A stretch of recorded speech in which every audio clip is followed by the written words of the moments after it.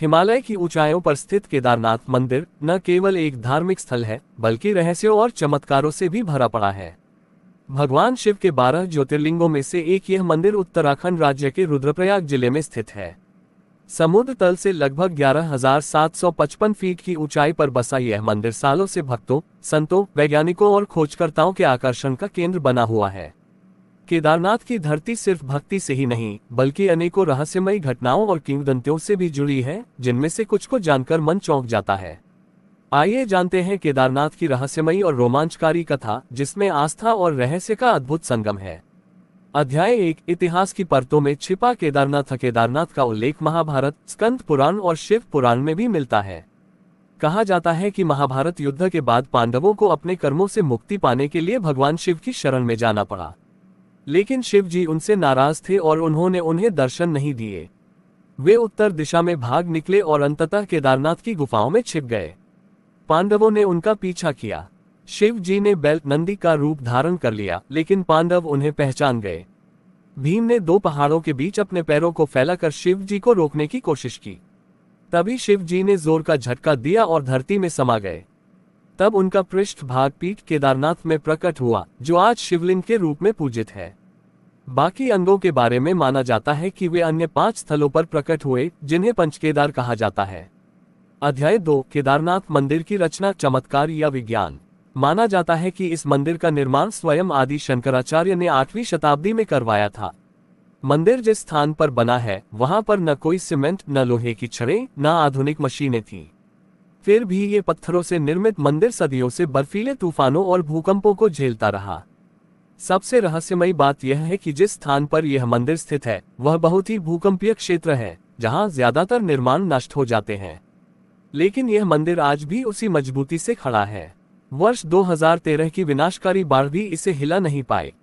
अध्याय 3, 2013 की बाढ़, एक रहस्य। 16-17 जून 2013 को उत्तराखंड में बादल फटने से विनाशकारी बाढ़ और भूस्खलन हुआ। केदारनाथ घाटी में हजारों लोग मारे गए, लेकिन आश्चर्य की बात यह रही कि केदारनाथ मंदिर लगभग अछूता रहा।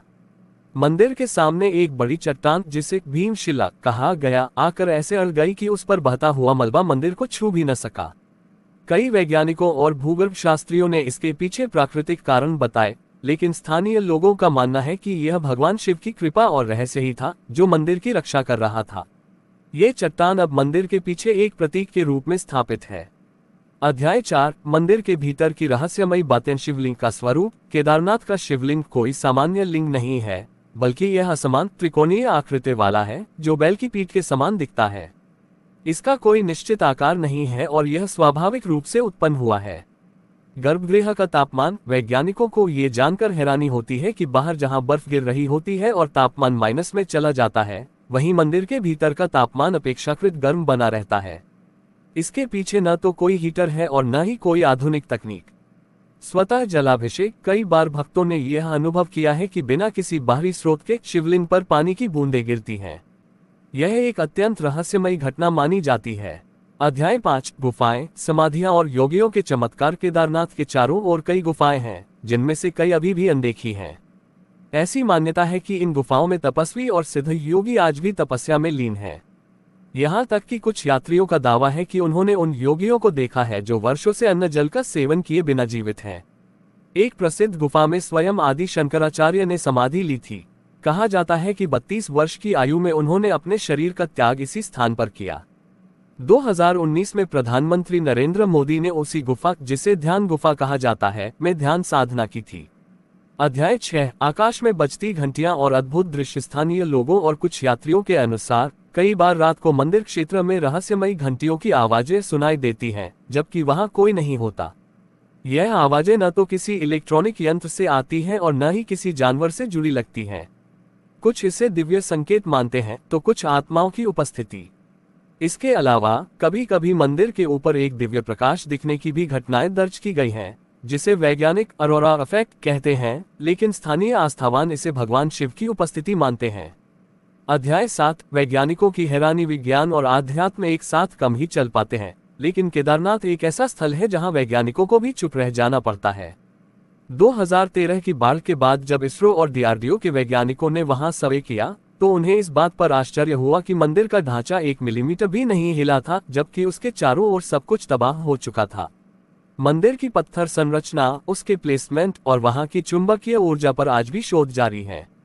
कुछ वैज्ञानिक मानते हैं कि यह मंदिर पृथ्वी की ऊर्जा रेखाओं ले लाइंस पर स्थित है, जिससे यह ऊर्जा प्राप्त करता है। अध्याय 8 भक्तों के अनुभव, रहस्य बनाम श्रद्धा। एक महिला यात्री का अनुभव। मैं 2017 में केदारनाथ यात्रा पर गई थी। मौसम बहुत खराब था और अचानक एक बाबा आए और बोले, यहाँ से चलो, मौसम बिगड़ने वाला है। हम तुरंत नीचे उतर आए। अगले दिन समाचार मिला कि जहां हम ठहरे थे वहां भूस्खलन हुआ। वह बाबा कौन थे, कहां से आए, कहां गए, कोई नहीं जानता। एक साधक का अनुभव। मुझे लगा जैसे मंदिर में कोई मेरा ध्यान खींच रहा है। जब मैंने आंखें बंद की तो शिव की मूर्ति के सामने एक दिव्य प्रकाश देखा। जब आंखें खोली तो सब सामान्य था, पर अंदर कुछ बदल गया था, जैसे मुझे शिव ने दर्शन दिए हों। निष्कर्ष, एक रहस्य जो श्रद्धा में विलीन हो जाता है। केदारनाथ केवल एक मंदिर नहीं, बल्कि एक चेतना है। ये स्थान अपने आप में एक जीवित रहस्य है, जहां विज्ञान और अध्यात्म एक दूसरे का सम्मान करते हैं। वहां पहुंचते ही मनुष्य का अहंकार, तर्क और गणना सब शून्य में विलीन हो जाते हैं और शेष बचती है केवल आस्था। जहां एक ओर केदारनाथ वैज्ञानिकों के लिए शोध का विषय है, वहीं दूसरी ओर वो साधकों और भक्तों के लिए परम लक्ष्य है। उसके पत्थरों में न जाने कितनी कथाएं बंद हैं, जो शायद कभी शब्दों में न उतर सकें।